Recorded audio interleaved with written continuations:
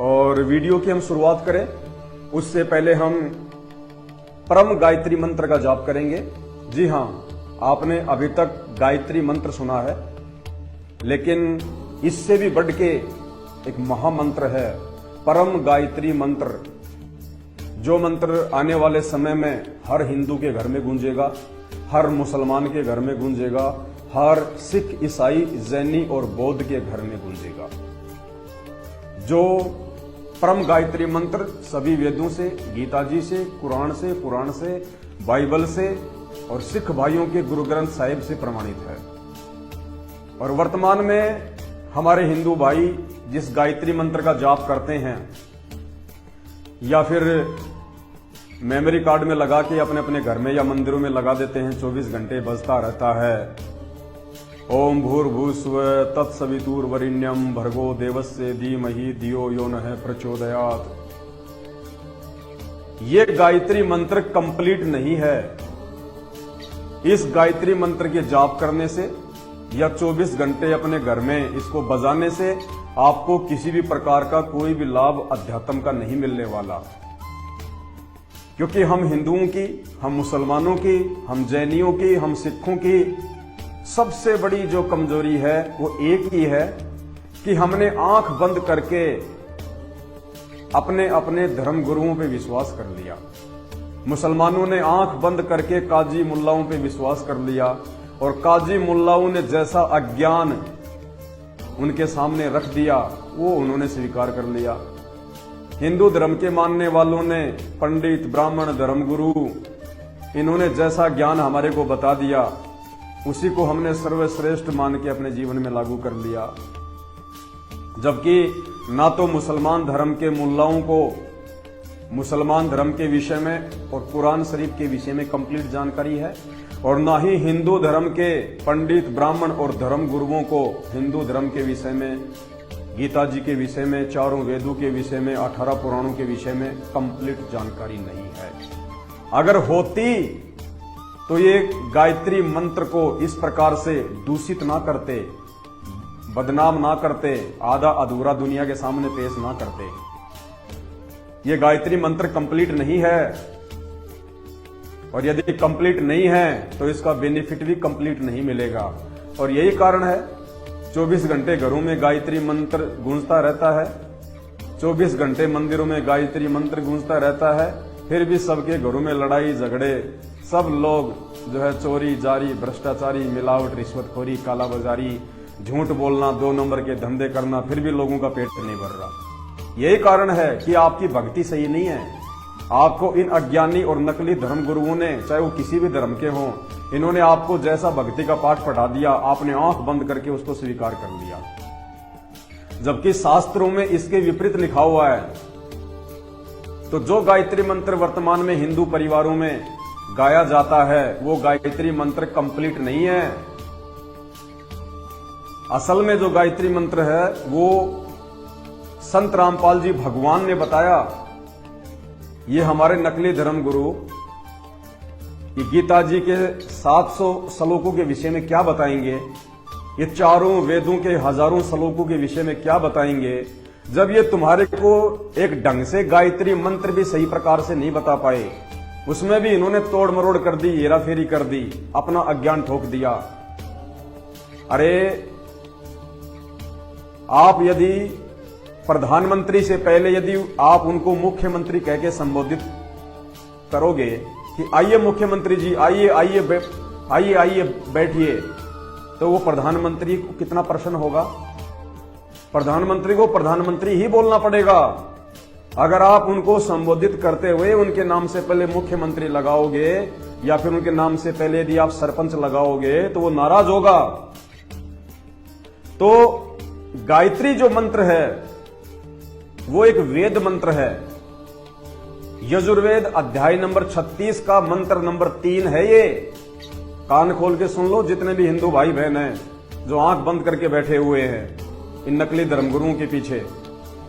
जो गायत्री मंत्र आप अपने अपने घरों में चलाते हो, जिसका आप जी उच्चारण करते हो, ये गायत्री मंत्र यजुर्वेद का अध्याय नंबर 36 का मंत्र नंबर 3 है।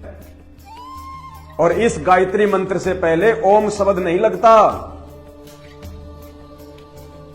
यजुर्वेद अध्याय नंबर 36 मंत्र नंबर 3 को गूगल पे जाके सर्च कर लेना। अगर आपके घर में रखे हैं वेद तो यजुर्वेद को खोल के देख लेना। अध्याय 36 मंत्र 3, भूर्भुवस्सुवः तत्सवितुर्वरेण्यं भर्गो देवस्य धीमहि धियो यो नः प्रचोदयात्। ये मंत्र है। ये ओम किसने लगा दिया? किस मूर्ख ने अपनी अज्ञान सोच के आधार से इस मंत्र के आगे ओम लगा दिया?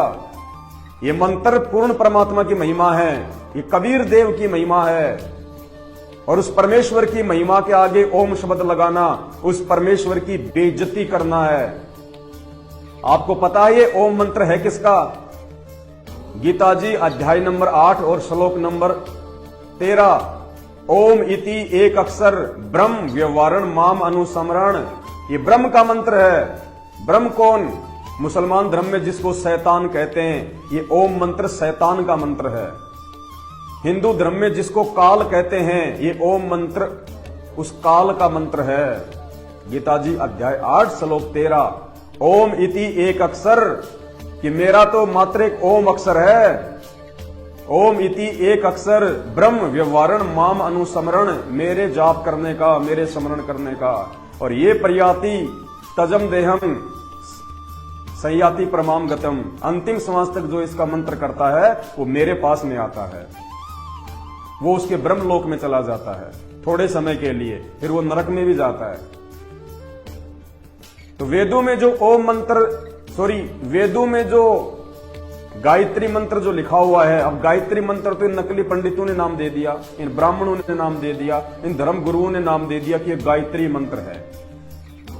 जबकि वेदों में जितने भी मंत्र लिखे हुए हैं, ये मंत्र भी वैसा ही एक मंत्र है। इस मंत्र का जाप करने से कोई अलग से लाभ नहीं मिलने वाला। ये तो उस परमात्मा की महिमा है, उस कबीर साहिब की महिमा है। तो वेदों में जो ये मंत्र है, यजुर्वेद अध्याय नंबर 36 का मंत्र नंबर 3, ये पूर्ण परमात्मा की महिमा है। और उस पूर्ण परमात्मा की महिमा से पहले यदि तुम शैतान का नाम लोगे, यदि तुम काल का नाम लोगे, यदि तुम ओम लगाओगे इस मंत्र से पहले, तो परमात्मा तुमसे कैसे जो है वो प्रसन्न होगा, तुमसे नाराज होगा। और यही कारण है किसी को कोई सद्बुद्धि नहीं है अध्यात्म को लेके। तो अब हम जो महागायत्री मंत्र का जाप करने जा रहे हैं मुश्किल से 1 मिनट तक, ये महागायत्री मंत्र है, ये पूर्ण परमेश्वर की महिमा है।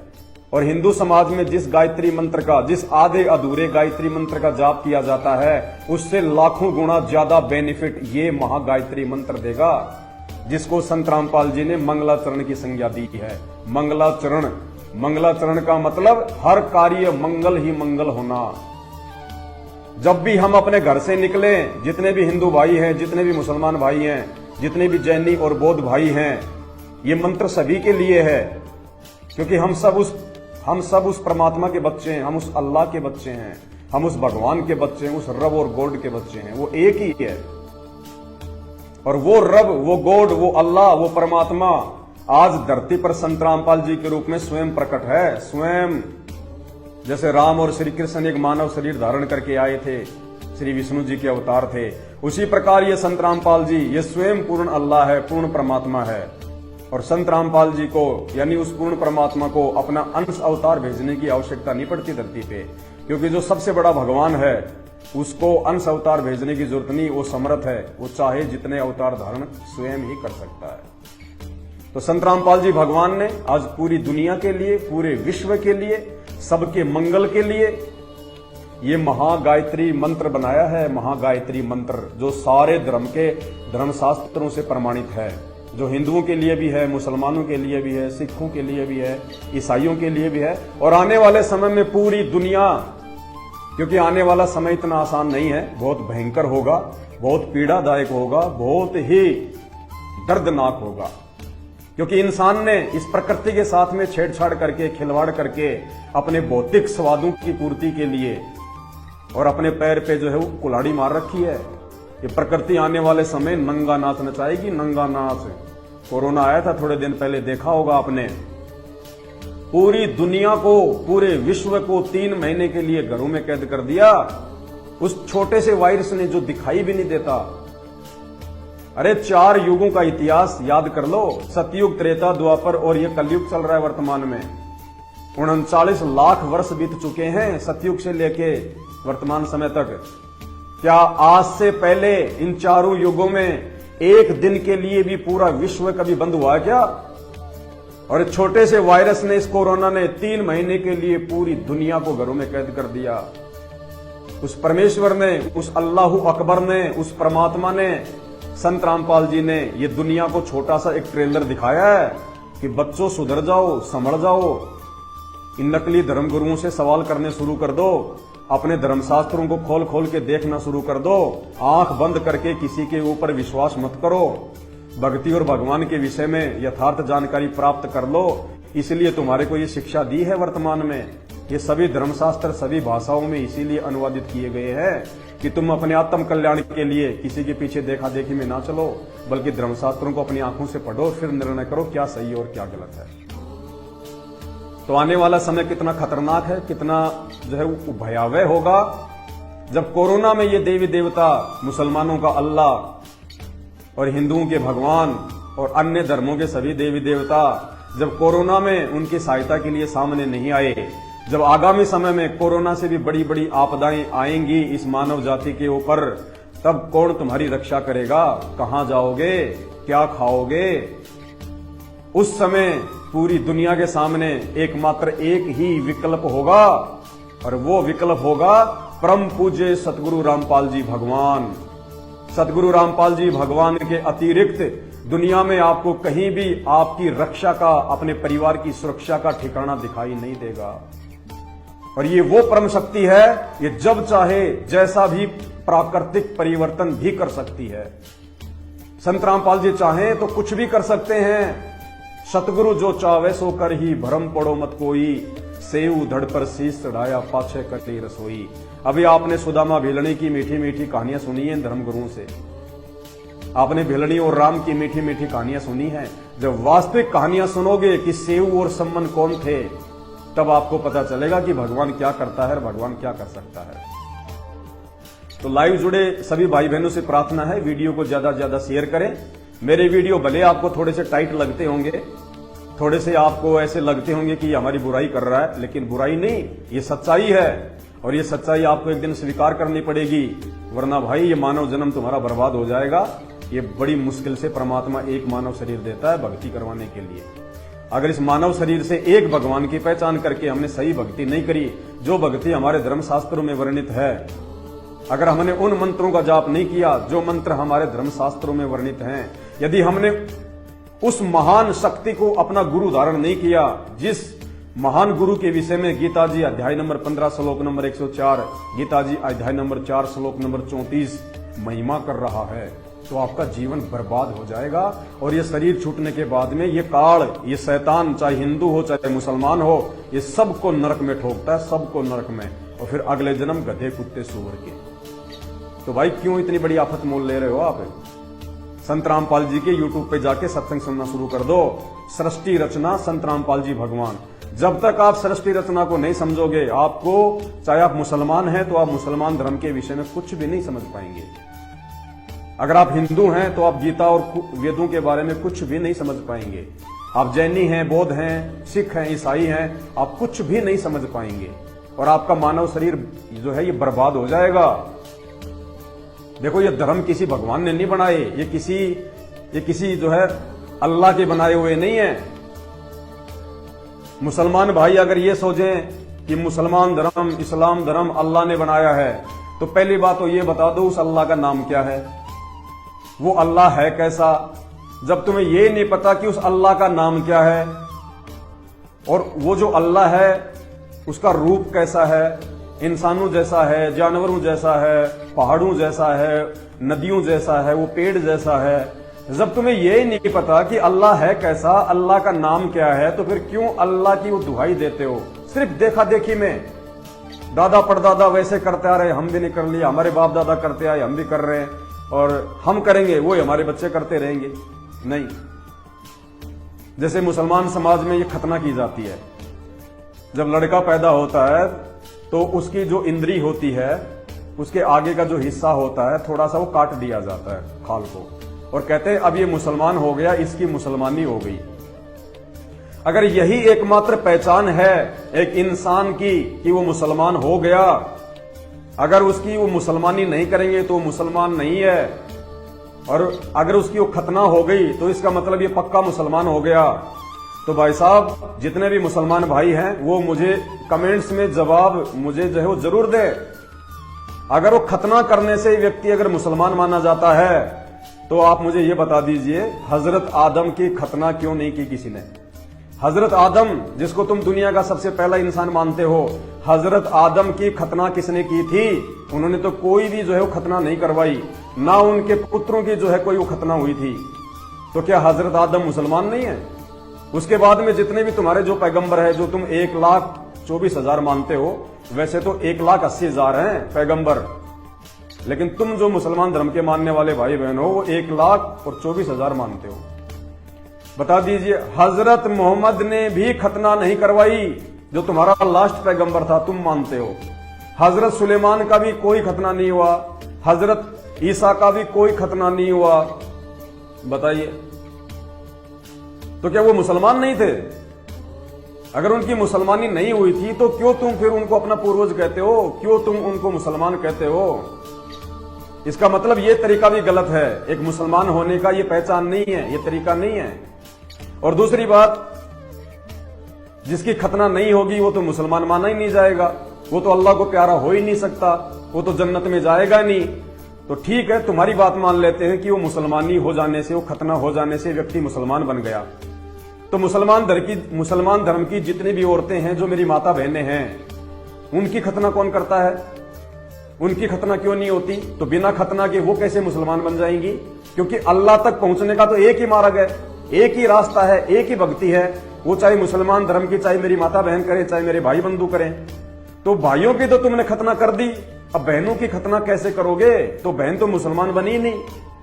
तो मुसलमान धर्म की साधना भी सही नहीं है, व्यर्थ है, शास्त्रों के अनुसार नहीं है, उस परमेश्वर के अनुसार नहीं है। इसी प्रकार हिंदू धर्म, अब हिंदू धर्म में आप देख लो, ये जितने भी संत महात्मा जो छापा तिलक लगा के चुंडित मुंडित होके, बड़ी बड़ी जटाएं, चोटी, दाढ़ी वाडी, कोई तो पीले कपड़े पहन के बैठा, कोई लाल कपड़े पहन के बैठा, कोई धूने पे तप रहा है, कोई ऊपर को पैर कर रहा है, कोई भांग पी रहा है, कोई सुल्फा पी रहा है। अरे ये भगवान प्राप्ति के मार्ग है क्या?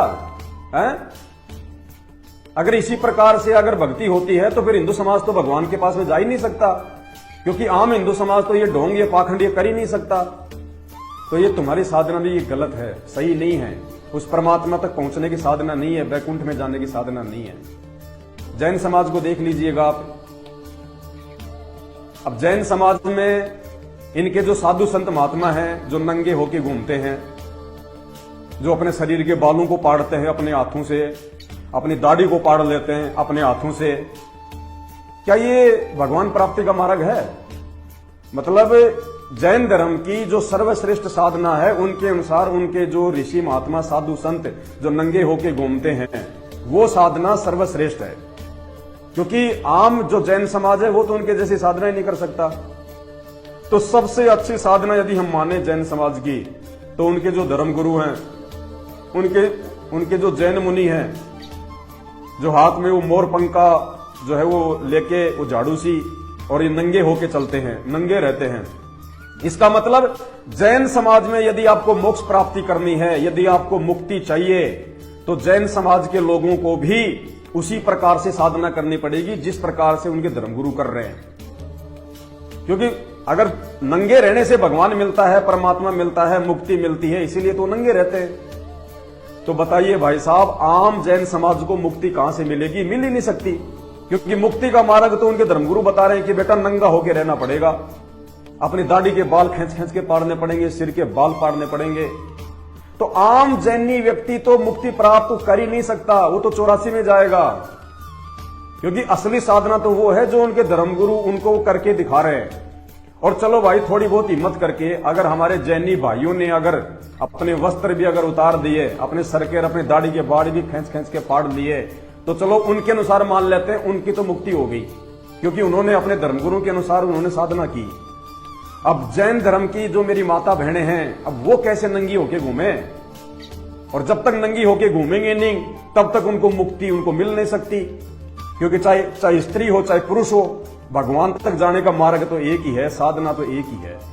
तो जैन धर्म की साधना भी बेकार है, व्यर्थ है, शास्त्रों से कोई प्रमाणित नहीं है, व्यर्थ है, फालतू की है। इसीलिए आज उस पूर्ण परमात्मा अल्लाहू अकबर, वो भगवानों का भगवान, वो सृष्टि का रचनहार, वो कादर परमात्मा, वो रहनुमा अल्लाह आज स्वयं संत रामपाल जी के रूप में धरती पे अवतरित हुआ है, वो प्रकट हुआ है। और उस अल्लाह ने, संत रामपाल जी भगवान ने टीवी चैनलों पे, साधना टीवी चैनल पे रोजाना रात्रि 7:30 से 8:30 तक उनके सत्संग आते हैं सभी धर्मों के ऊपर। मैं आपको वही बातें बता रहा हूं जो बातें संत रामपाल जी ने बोल रखी हैं अपने सत्संगों में, हमारे धर्मशास्त्रों को खोल खोल के दिखा के। मुझे ये ज्ञान कहां से प्राप्त हुआ? मेरे बाप दादा कोई सत्संगी नहीं थे, मुझे संत रामपाल जी से इन बातों का पता चला। उन्होंने शास्त्रों से बताया जो शास्त्रों में लिखा हुआ है। तो भाई साहब, वर्तमान में यदि कोई सच्ची साधना किसी भी धर्म के व्यक्ति को यदि मुक्ति प्राप्त करनी है, मोक्ष प्राप्त करना है, मुसलमान को वास्तव में यदि अल्लाह की प्राप्ति करनी है और मरने के बाद यदि इसको जन्नत में जाना है, तो संत रामपाल जी को अपना गुरु बनाना पड़ेगा। संत रामपाल जी के पास में ही वो यथार्थ मंत्र हैं, वो 3 समय की आरती हैं, वो महागायत्री मंत्र का जाप है, जो आपकी कुरान शरीफ की आयतों से लाखों गुना ज्यादा जो है वो प्रभावशाली है। तो संत रामपाल जी को अपना गुरु धारण करना पड़ेगा, क्योंकि आपकी कुरान शरीफ में साफ साफ लिखा हुआ है, सूरत फुरकान 25 आयत नंबर 52 से 58 में कि ऐ हजरत, वो अल्लाह जिसने 6 दिन में सृष्टि रची, 7वें दिन तख्त पे जा विराजा, उसकी अगर तुझे पूरी अगर जानकारी चाहिए, उसकी अगर तुझे खबर चाहिए, तो किसी बाखबर से जा पूछ। वो बाखबर, वो इल्म वाला संत रामपाल जी है वर्तमान में, जो उस अल्लाह की जानकारी देगा। ठीक इसी प्रकार अगर हिंदू भाइयों को पूर्ण मुक्ति चाहिए, पूर्ण मोक्ष चाहिए, 84 लाख योनियों में जाने से अगर बचना है, तो भाई गीता जी अध्याय नंबर 15 श्लोक नंबर 104, गीता जी अध्याय नंबर 4 श्लोक नंबर 34 के अनुसार आपको उस तत्वदर्शी संत की शरण ग्रहण करनी पड़ेगी, जिसमें गीता का ज्ञान देते समय अर्जुन को भगवान कह रहा है कि अर्जुन, अगर तुझे पूर्ण मोक्ष मार्ग चाहिए तो तू किसी तत्वदर्शी संत की खोज कर, उसको जाके दंडोत प्रणाम कर, तू उसको प्रसन्न कर, फिर उसके बताए अनुसार भक्ति साधना कर, तब तेरी मुक्ति होगी। श्री कृष्ण जी ने भी हाथ खड़े कर दिए कि मेरे हाथ में मुक्ति नहीं है, मुक्ति केवल उस तत्वदर्शी संत की शरण में है। और वो तत्वदर्शी संत वर्तमान में धरती पे संत रामपाल जी हैं, और वो तत्वदर्शी संत स्वयं अल्लाह है, स्वयं भगवान है, जिन्होंने आज इस सृष्टि रचना की जानकारी दी है। अपने द्वारा रची गई सृष्टि की जानकारी केवल वो अल्लाह दे सकता है, वो परमात्मा दे सकता है। यहां का कोई धर्मगुरु नहीं दे सकता, यहां का कोई सामान्य व्यक्ति, सामान्य जीव नहीं दे सकता। तो आगे का वीडियो हम शुरू करें। ये छोटी सी जानकारी थी, मेरी बातों को थोड़ा सीरियस लेना चाहिए आप भाई बहनों को। जो भी बातें हैं वो तर्क संगत हैं, न्याय संगत हैं, वो धर्म संगत हैं, क्योंकि धर्म पूरी दुनिया में केवल एक ही है और कोई धर्म नहीं है। जीव हमारी जाति है और मानव धर्म हमारा हिंदू, मुस्लिम, सिख, ईसाई धर्म नहीं कोई न्यारा। आज से पहले कोई धर्म नहीं था। अगर हिंदू भाई कहें कि हमारा हिंदू धर्म तो आदि अनादि है, ये तो सनातनी धर्म है, नहीं, हिंदू धर्म कोई सनातनी धर्म नहीं है, कोई आदि अनादि धर्म नहीं है। हिंदू धर्म अगर सनातनी धर्म था तो मुझे बता दीजिए, श्री कृष्ण जी के पास में द्वापर में करोड़ों की सेना थी, उनकी सेना में एक भी हिंदू सैनिक का नाम बता दो, एक भी हिंदू सैनिक का नाम बता दो, सेनापति का नाम बता दो, उनके एक भी हिंदू मंत्री का नाम बता दो। महाभारत का युद्ध हुआ, अरबों खरबों लोगों ने भाग लिया, देवताओं तक शामिल हुए थे उस युद्ध में सूक्ष्म रूप से। 18 करोड़ लोग तो उस युद्ध में जो है आपस में लड़ झगड़ के मरे थे। उन 18 करोड़ लोगों में एक का भी जो है मतलब हिंदू बता दो आप। श्री रामचंद्र जी जो कि त्रेता युग में आए, जब वो सीता को लाने के लिए लंका गए थे, उनकी सेना में एक भी हिंदू का नाम बता दो, उनका सेनापति का नाम बता दो कि वो हिंदू था, वो मुसलमान था, जैनी था, बौद्ध था। तो आदि अनादि धर्म तुम जानते नहीं अभी तक कि आदि अनादि होता क्या है। तुम्हें अभी तक सनातनी की ही परिभाषा का नहीं पता है। ये मुसलमान भाई हिंदू धर्म को क्यों नहीं अपनाते, ये जैनी भाई हिंदू धर्म को ये क्यों नहीं अपनाते? क्योंकि तुमने ठप्पा मार दिया कि श्री राम हमारा, श्री कृष्ण हमारा, सनातन धर्म हमारा, हिंदू धर्म हमारा। अरे जो किसी व्यक्ति विशेष का होता है वो सनातनी हो ही नहीं सकता, वो आदि अनादि हो ही नहीं सकता। जो सनातनी है वो तो सबके लिए होता है। इसी प्रकार मुसलमान धर्म को कोई भी भाई जो है वो स्वीकार नहीं करता। क्यों नहीं करता? मुसलमानों ने ठप्पा मार दिया कि ये मस्जिद हमारी, ये अल्लाह हमारा। अरे अल्लाह सबका होता है, अल्लाह किसी एक का नहीं होता है। अल्लाह जिसने पूरी दुनिया रची है, भगवान जिसने पूरी दुनिया रची है, उसको भगवान कहो चाहे उसको अल्लाह कहो, एक ही है। और उसकी जानकारी भाई साहब आप चाहे मंदिर में जा जाके माथा फोड़ दो, चाहे मस्जिद में जा जाके चाहे आप जी अपना माथा रगड़ लो, कितनी नमाज कर लो, कितना ही आरती कर लो, कितने तीर्थ यात्राओं पे जाओ, कितनी तुम कावड़ लाओ, उस एक परमात्मा की जानकारी और इस मानव जीवन में भी पूर्ण सुख और मरने के बाद में वो परम शांति अगर प्राप्त करनी है तो आपको जो है वो सृष्टि रचना का ज्ञान होना अति आवश्यक है कि ये सृष्टि रची कैसे गई, ये ऊपर के लोक, ये परलोक, ये ब्रह्मांड, ये खंड, ये पिंड, ये मानव, स्त्री, पुरुष, बच्चे, ये जितने भी जो पशु योनियां हैं, पेड़ पौधे हैं, सागर, महासागर, पृथ्वी, नदियां, ब्रह्मा विष्णु महेश, ये 33 करोड़ देवी देवता कौन है, क्या है, ये कहां से आए, जब तक आपको इस पूरी सृष्टि रचना की जानकारी हासिल नहीं होगी, आप सर पटक पटक के मंदिर और मस्जिद पे चाहे अपने प्राण त्याग देना, आपको अल्लाह, भगवान, परमात्मा आपको लाख जन्म में भी आपको जो है वो दीदार नहीं देने वाला। और अगर आप उसको देखना चाहते हैं, उस अल्लाह को जिसको आप कहते हैं निराकार है, बेचून है, दिखाई नहीं देता, अरे अगर वो बेचून है, दिखाई नहीं देता, तो फिर उसको बताया किसने कि वो अल्लाह है? इतना तो दिमाग पे जोर लगाओ। जिस चीज को किसी ने देखा ही नहीं, जिसका कोई नाम नहीं जानता, फिर भी कहते हैं वो अल्लाह है, वो परमात्मा है, निराकार है। निराकार है, आज तक किसी ने देखा नहीं, किसी को नाम का नहीं पता, तो ये किसने बता दिया कि वो अल्लाह है? फिर उसका नाम किसने बता दिया? जिसका शरीर नहीं है फिर उसका नाम क्या हुआ? तो ये मूर्खता से बाहर निकलो।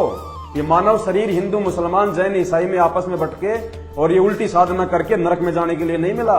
ये मानव शरीर एक परमात्मा की पहचान करके और फिर उसकी शास्त्रों के अनुसार, क्योंकि भगवान की जानकारी और भक्ति की जानकारी केवल आपको शास्त्रों से मिलेगी, दुनिया में और कोई जगह नहीं है।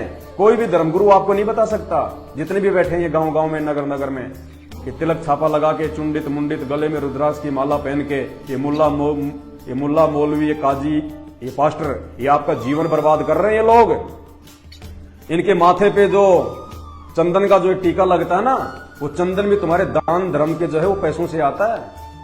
ध्यान रखना इस बात का। ये मुसलमान धर्म के मुल्ला मौलवी काजी जो अपनी मूछें कटवाते हैं, जो दाढ़ी को सेट करवाते हैं, ये नाई को जो पैसे देते हैं ना, ये आपके दान धर्म से आते हैं, ये आपके चंदे से आते हैं।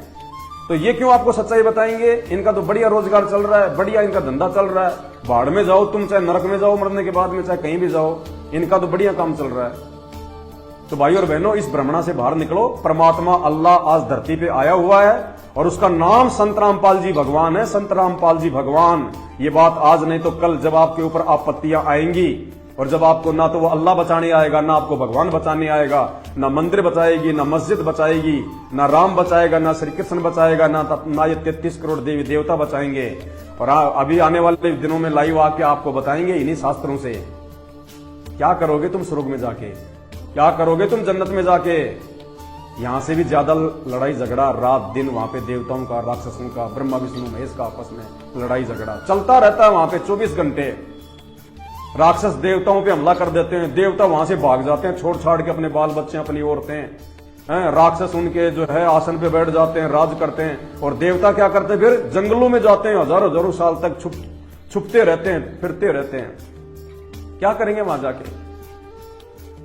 यहां से भी ज्यादा उल्टा सिस्टम है वहां पे, यहां से भी ज्यादा गंदगी है ऊपर के लोगों में।